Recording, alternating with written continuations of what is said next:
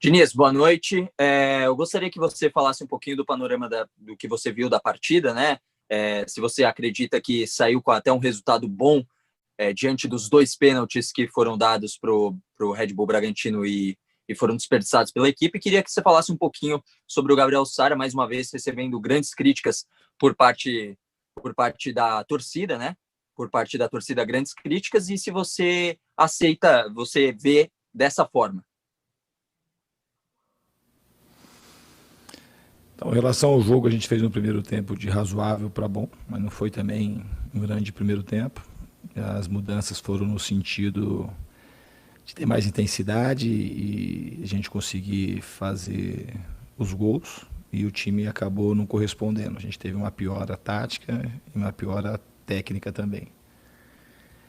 Quanto ao Sara, eu repito, já que você perguntou na entrevista passada, ele é um grande jogador, é um garoto que precisa jogo, precisa confiança. E com a saída dele, hoje especificamente, a gente piorou no jogo também, porque taticamente ele é um cara que está sempre pressionando a bola para a gente poder tirar o time de trás, e quando a bola entra no meio das nossas linhas, ele é sempre o primeiro a voltar. Ele é um jogador que sempre está se movendo no campo e dando opções para que a gente consiga chegar no gol adversário. Tecnicamente, é fato que ele fez uma partida ruim, mas, repito, é um jogador que eu estou aqui há um ano e ele tem tudo para dar certo. Segunda pergunta, repórter Guilherme Pradella, Rádio CBN. Tudo bom, Diniz? Boa noite para você. O São Paulo hoje poderia dormir como líder do Campeonato Brasileiro, jogava contra o vice-lanterna e vê um empate, dadas as circunstâncias, quase como lucro. Qual o sentimento que fica depois desse empate e perder, mesmo que no início do campeonato, essa chance de assumir a liderança, mesmo que de forma provisória? Então, do resultado, eu não comemoro nada como se fosse lucro, porque o que me preocupa e o que me deixa irritado é o time ter a chance de ganhar o jogo, que a gente fez no primeiro tempo, que estava jogando bem, tinha um domínio, e precisava ser mais intenso no segundo tempo para a gente sacramentar uma boa vitória. E a gente oscilou de novo. Fez um tempo distinto do outro, embora o primeiro tempo, repito, não foi um grande primeiro tempo. Foi um primeiro tempo ok, que a gente podia ter saído vencendo. Saído com um placar pelo menos de 1-0 até 2. Mas essa oscilação é que a gente não pode oscilar. Esse campeonato é um campeonato muito difícil. E uma das coisas dos times que vai ser campeão é um time que oscilar menos. Todo mundo deve oscilar no campeonato. Mas a gente não pode ficar oscilando como a gente está oscilando. Porque hoje era uma partida que a gente tinha que ganhar os 3 pontos aqui dentro da nossa casa. Então, a gente tem que ter um nível de concentração nos jogos e de entrega mais linear para a gente poder alcançar nosso objetivo. Rafael Bellatini, Rádio Bandeirantes. Sua pergunta, por favor.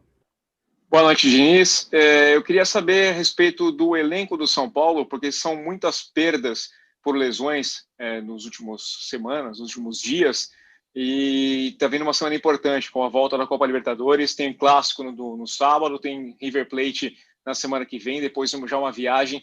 Como é que você avalia essa questão do elenco do São Paulo e se pretende até revezar mais o time para evitar essas perdas? As perdas por conta de lesão não tem nada a ver com o acúmulo de jogos. O Pablo teve uma lesão muito sui generis e que difícil até de explicar, é inédita, uma lesão na altura da costela.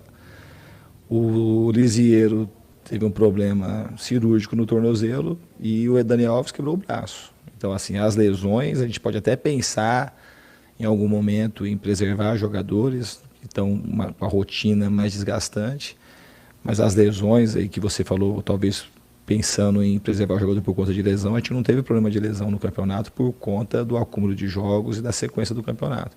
Os jogadores estão bem preparados em relação a isso. E perder jogadores importantes é sempre ruim.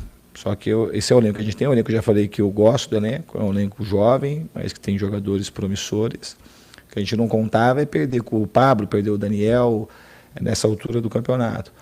E a gente também não tem como fazer reposições de uma maneira, se não tiver muito critério.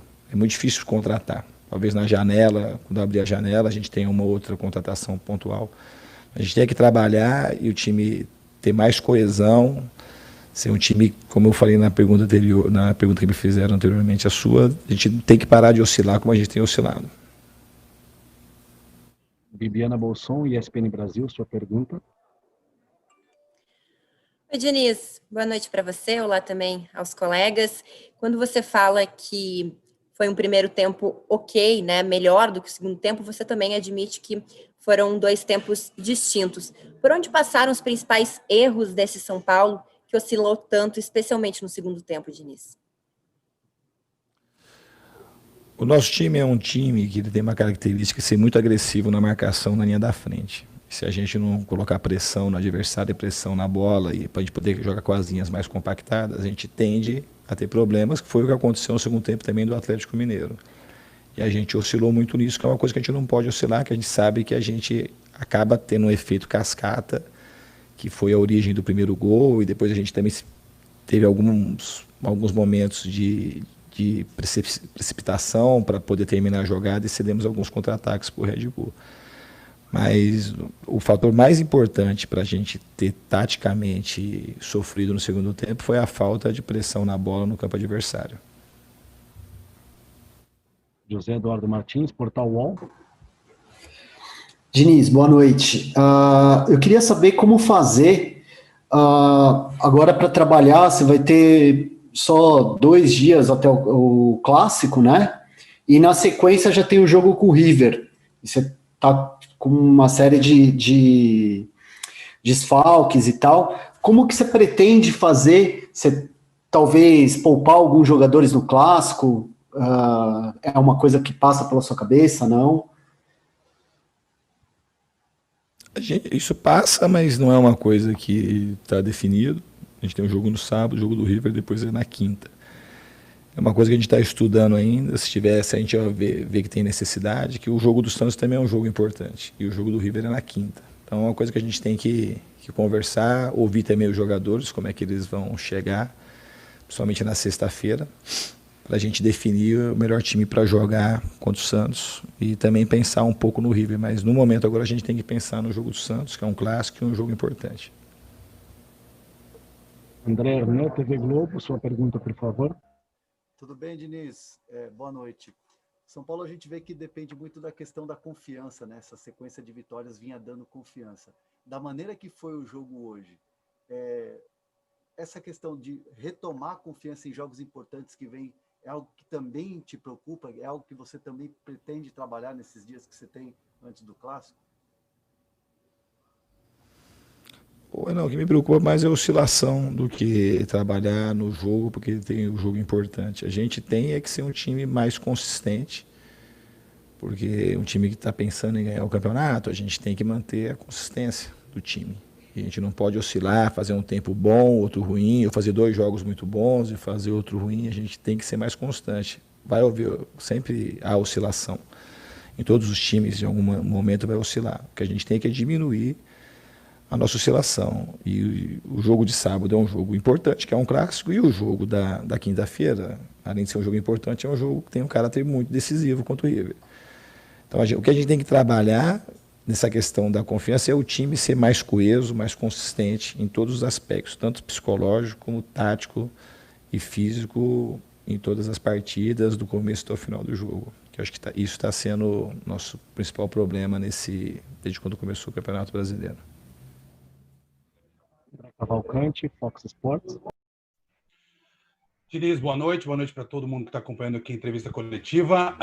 Diniz, acho que é fácil de notar que você consegue extrair um bom rendimento do Luciano, né? Foi assim no Fluminense e tem sido assim também no São Paulo. Hoje ele fez mais um gol, mas durante o jogo chamou bastante atenção a bronca que mesmo assim cedeu no Luciano por conta do lance do pênalti.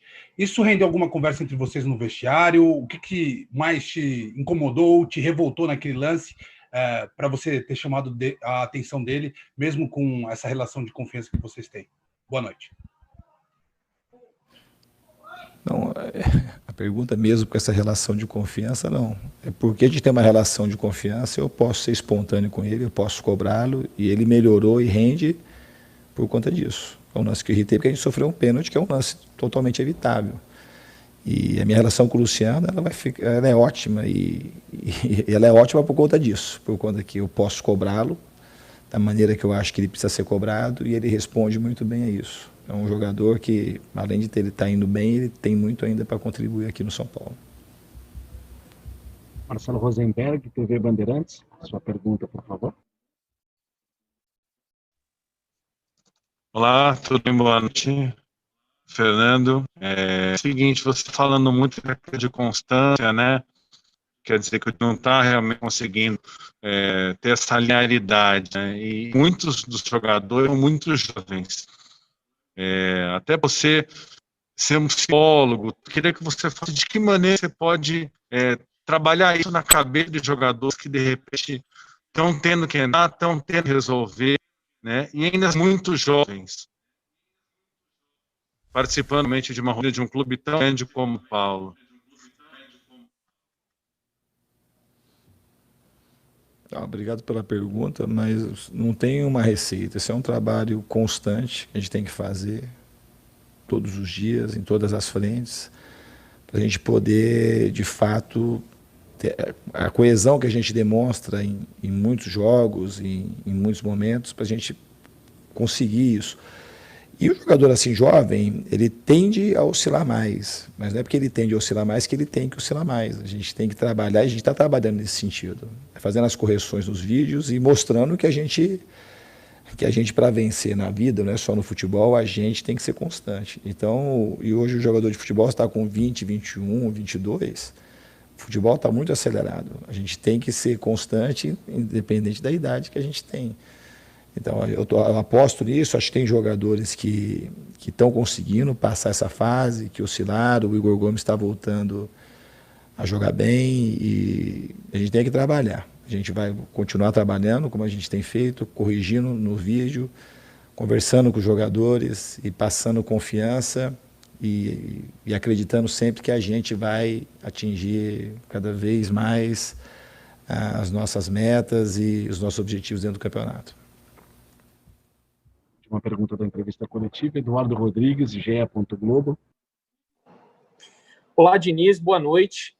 A gente não está podendo acompanhar os treinos do São Paulo. Eu queria saber de um jogador em específico que a torcida sempre pergunta, e a gente não pode ver se ele está treinando ou não, como está a evolução dele. É sobre o Rojas.